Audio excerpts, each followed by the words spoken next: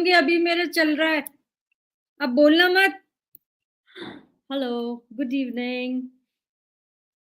It's your time. We are on 5,000 word bank challenge, and here I am with my everyday drive of vocabulary building.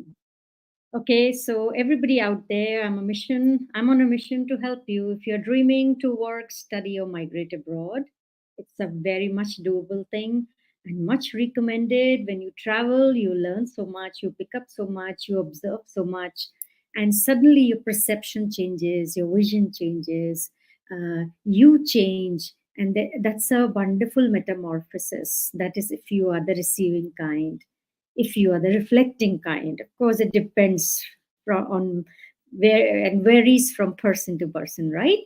So if you have on your goal or on your bucket list to master English language proficiency, join me every day. So every day, few words, day by day, step by step, and these little mighty steps will lead you far and closer to any kind of goal that you have, particularly related to your career. So, when you have a big word bank, you are able to express yourself well. You are able to interact well. You are able to reach out well. And that makes you confident. And usually, all your works get done because you can explain well, you can understand well, and you can do it well. So simple. Okay. So English language today is the global language, much required language, computer language. In fact, a very much interactive language and a beautiful language and a rich language. And why not? You already have your mother tongue. I would recommend go and enrich your mother tongue also. Languages, the more the merrier. So learn English as a second language. Predominantly, there are other languages to be learned too. If you are caught by the love of the language, go ahead, explore. With every language, you get a window into a new culture, into the new thinking of the people out there, what they think, what ticks them. And it's actually, believe me, a wonderful reading. So language learning can be a wonderful pursuit. And here we are. I am with you all. I hope you're there with your notebook and a pen. If not, make it today and start writing your own list of words, your own list of uh, receptivity, your own list of receiving, because it's not just the main words that I take up here. It's while I speak, it's while I explain, I try and use all the words that we have used in the past. I can't use all, yes, a few of them to reinforce them so that they stick to you. And now, one most important, rather a disclaimer, that no matter how many words you pick up, how many words you learn with me, but unless you use them, you practice them, you implement them, you execute them in your daily language, in your write ups, in your conversations, unless you make these words part of you, unless you know these words like friends, and they are not part of your language, it will not help you. Believe me, words should be taken up so closely that they become part of your language. They should be so deeply embedded in your conversation that they seem just like your own. So, to that kind of practice, you must resort to if you really want to sound like a fluent speaker of this language. Okay. And believe me, it's doable. Everybody comes on this earth and learns. Nobody learns in the womb of the mother. Mothers can help the children, yes, with the child in their womb. A lot of learning happens there too, but still. So, those who couldn't do that, there's always another chance. You can do it in this life. And God gives us some summers, some seasons, some years to learn that. So, this can be one skill that you can actually hone up. It will give you confidence to excel not only in your career, even in your relationships. Believe me, words have power. They can make or break, they can make or unmake. So use them with care. So here I start. We are on a idiom spree, and I'm going to go, if possible, till 100 idioms. And now today I am on. I have forgotten to number my idioms, but anyway, I start with next four idioms. Though I have to give you the MCQ answers of yesterday's quiz. Okay, so I have not thought about it. I'll see if I can go back to the yesterday's MCQs and we can just do the questions with you. Okay, So I have this, okay, I have the questionnaire. I'll first do the yesterday's MCQ with you, revise them, and then we take today's new idioms and we start working on them. So here we go. You can see it. Yesterday was one trick pony. So what does the idiom one trick pony mean? There are four choices. And the answer would be B, someone who relies on a single skill or idea. I don't know what did you mark. If you referred to a text which I always put on the YouTube channel because it allows me to, these channels don't allow me to, okay? So please go there, take the entire text. It's a good revision for you. The second one, birds with one stone. So what does it mean? So precisely it means B, to accomplish two tasks with one action. Okay, next is sitting duck. Sitting duck is a person who is easy to target or attack, a weak person, weak spot, a weak point that can be easily targeted or attacked. It makes you very vulnerable. Curiosity killed the cat. Now, what is the curiosity? Curiosity, asking questions, being too inquisitive. A, being too inquisitive can lead to danger or trouble. It's good to be inquiring, it's good to be questioning, but there is a full stop somewhere in life. There are always boundaries in life. If you exceed those boundaries, then it is curiosity kill the cat.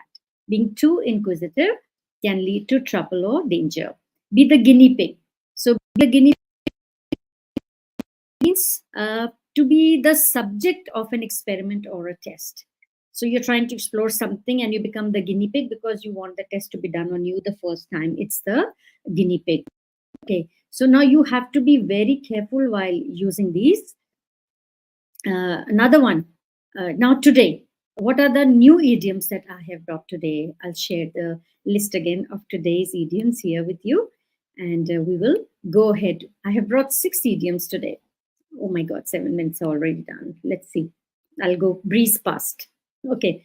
Eagle eye. So the meaning is to have a sharp vision or the ability to notice small details. Synonyms are keen observation, sharp sight, hawk-eyed. So either you use plain English to say he has a keen observation, you say sharp eyes or hawk-eyed, or what collocations will go with it? Eagle-eyed detective, eagle-eyed observer. He's an eagle-eyed observer. And what phrases can you add to them? With an eagle eye or eagle-eyed at spotting errors. So I'm trying to give you different tweaks of using English language, which you are expected to, particularly in your IELTS essay writing. Don't repeat. And the more differences you show in your essay writing, the better you score in your band result.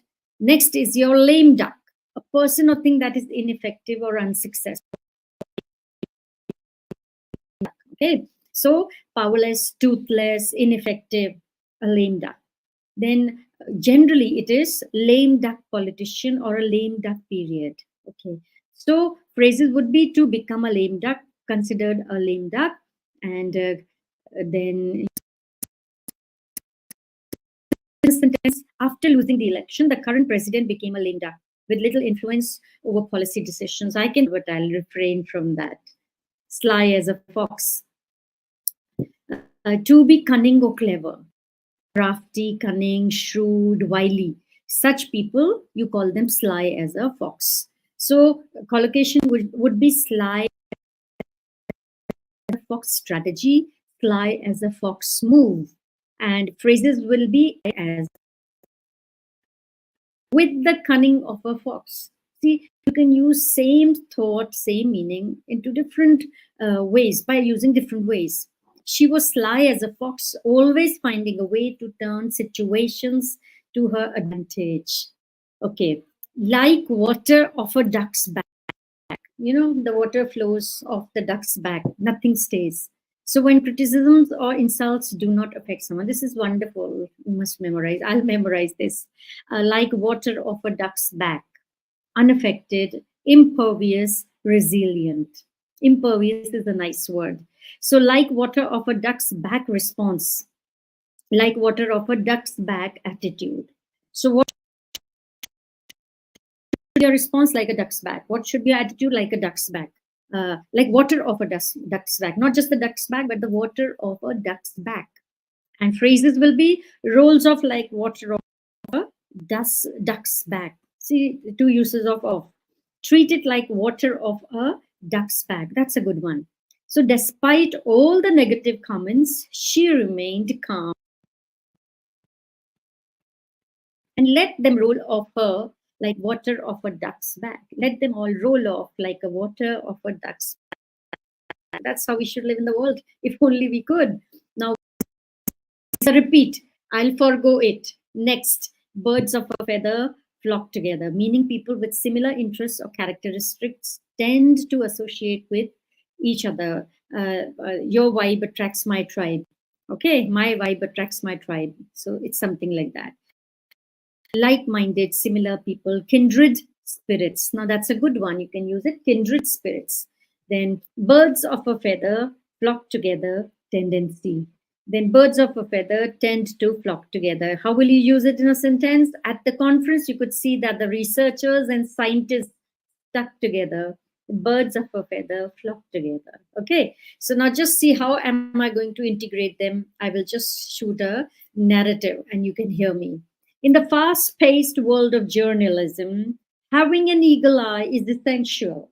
Reporters must catch every detail to ensure accuracy. However, not everyone is as sharp.